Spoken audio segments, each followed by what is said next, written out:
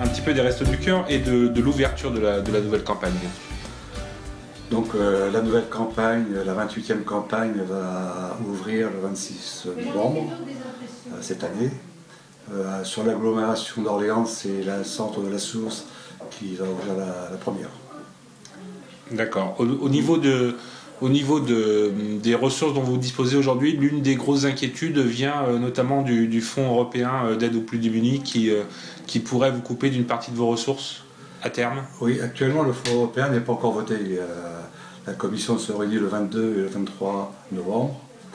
Donc après on saura si ce qui aura été voté, si c'est accepté ou pas accepté, et si c'est accepté, quelle somme sera allouée pour l'Union européenne.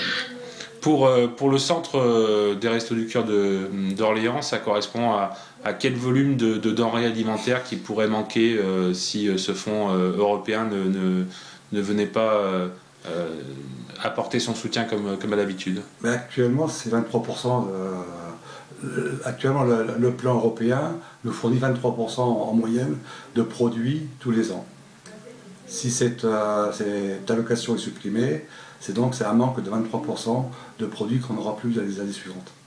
D'accord. Vous êtes relativement confiant sur le fait que le lobbying qui a été initié auprès de l'ensemble des politiques puisse influer sur les décisions de Bruxelles?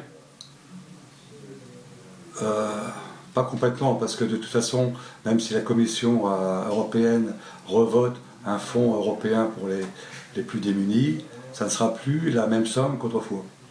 Ça sera une somme qui sera l'équivalent à peu près de la moitié de ce qu'on avait auparavant. Donc une inquiétude pour les années à venir, notamment à l'orée 2015, c'est-à-dire là où éventuellement la baisse de ce fonds ou l'annulation de ce fonds pourrait vraiment avoir une application. Oui, on peut s'inquiéter, mais maintenant, tous nos élus, nos politiques, je pense qu'ils vont défendre un peu la position de la France, et il n'y aura pas que la France. On a quand même des contacts avec l'Allemagne, avec la Belgique, avec l'Italie, avec d'autres associations dans des pays étrangers. Donc ce n'est pas que la France qui doit lutter contre ce problème.